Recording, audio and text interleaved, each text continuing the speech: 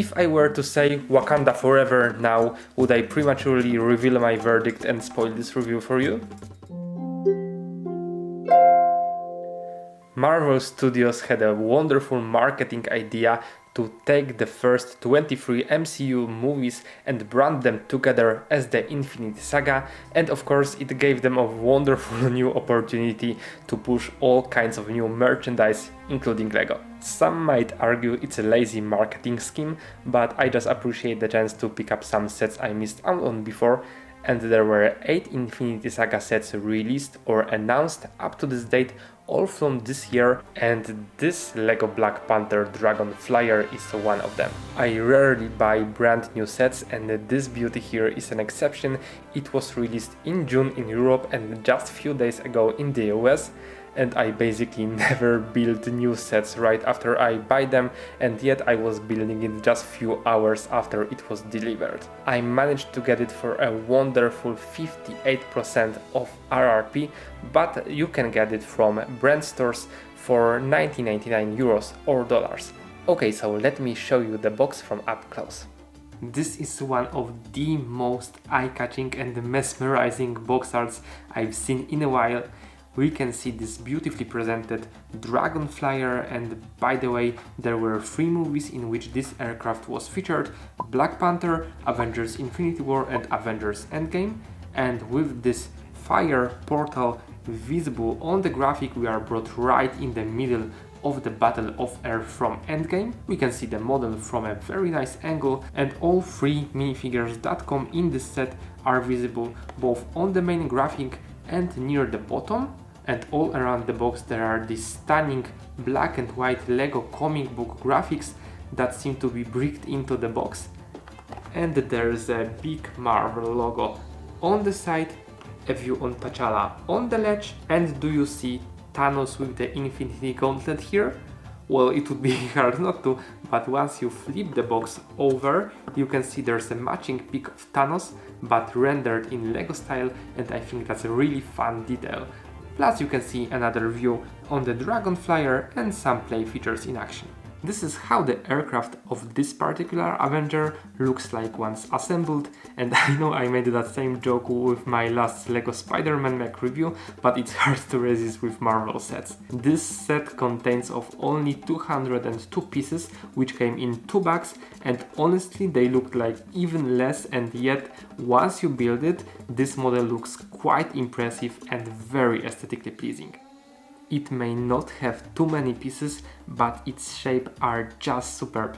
Let's just say that right away, the Dragon Flyer is designed extremely well. There are plenty of slopes, wedges, lot of specialty elements, and it seems that every single piece used in this has its own distinctive purpose, and it was used to the fullest. This is one of those sets I was building while smiling and smirking the whole time. It was just so satisfying, and I was being surprised with one good technique after another, and it was really impossible for me not to be impressed by this design and the building experience designers prepared for us builders. And almost all details you can see here are brick built, as there are only 5 stickers in this set, 3 on this long dark bluish grey tail, and they were not so easy to apply evenly, but they look absolutely magnificent. And there are 2 on these 2x1 blue tiles inside the cockpit. They're serving as aircraft controllers. I'd say it's just the right amount of stickers as for a set this size. Not too many, but just enough to give this model an extra pop.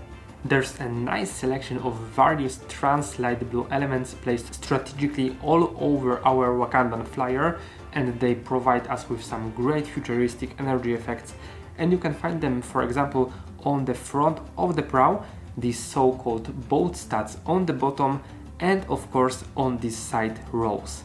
This is a truly beautiful detail, and it's honestly one of the most genius things I've seen in a Lego set in a while. They are attached to simple 1x12 dark bluish grey plates on hinges, and then they are blocked by these bar holders pinned to the black modified plate, and it's such a simple solution, and yet it looks so elegant. Plus, when you unfold them, this vessel has a whole new look and it's quite fun to do. However, they tend to move and slide down a bit when you're playing with this set, which is a very minor inconvenience and one of the very few cons of this set I can think of. Somehow on this small piece count the Dragon Flyer looks appealing from every angle, and that's great as it should be fully three-dimensional model by design, and it has lots to do with its play features, and let me tell you, there are plenty. First off, the wings. They are as simple as they come, just few black wedges connected together and attached to a body on small ball joints, and yet they look great, very mechanical and high-techy, and you can rotate them 360 degrees on these ball joints and even move their ends back and forth, and it's a simple solution but it does the trick. Fins from dark bluish grey flags near the back of the tail are movable too, as they are attached on clips to blue bar handles, and they prove useful when you land your aircraft and want to make it more stable. Another play feature would be these stat shooters, which are serving as extra cannons, and I know AFOS usually don't like them, but I think they look just cool here. Then there's the cockpit opening, which isn't very elegant. You can remove this windscreen altogether, and by the way, it's a brand new, gorgeous and exclusive to this set printed element in trans black color, and it's holding only on few stats near the front, and I feel there was a place to attach here some simple lifting opening system like on a hinge, but that's a very slight flaw in my opinion, and I think that it's one of a very few cons of this set. And it's definitely insignificant when you look at the main feature of the cockpit, which is the way it folds.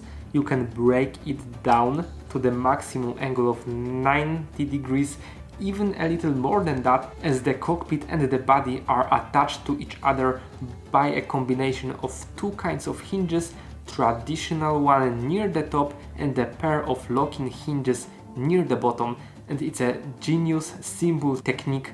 Looks magnificent, works like a charm, and I absolutely love it. Then you can angle wings a bit and look upon it and marvel. Just as I've mentioned, Dragon Flyer is beautiful from every angle and it's very screen accurate. Plus the cherry on top, or on the bottom in this case, these Uruk-hai swords originating from 2012 The Lord of the Rings sets, here in pearl dark grey, attached to the body on the bar holders on clips and black modified plates with bars, and they are serving as aircraft stabilizers. They look very cool, and of course after you take them away they are 6 badass looking swords you can use later for your own creations. Dear LEGO Group, please provide us with more as beautiful, as well designed and as fun sets under $20. And I swear to bust, this review is not sponsored, but it's hard for me not to praise this set. There are 3 minifigures in this set. All of these are very fresh, released this year, and this is due to their printed torsos and heads, which are brand new, and you can get this particular Chitauri in 3 sets, Black Panther in 2, and Shuri is unique to this set. So let's start with her. This is one of the only 2 Shuri minifigures ever released, and by far the most impressive one. And this is Shuri's battle look, which you can recognize from any Marvel movie in which she was featured. Her hairpiece is a black one from Collectible Minifigure Female Programmer, and it is really spot on for her. Her headpiece in reddish brown has magnificent and very accurate prints and 2 face expressions, fierce one and a happy one. Dark blue torso is printed perfectly on both sides, but legs, this one is just asking for printed legs, which would be an extension of torso's pattern, and yet they are plain. But you know what? In this set and in this price range I can forgive it.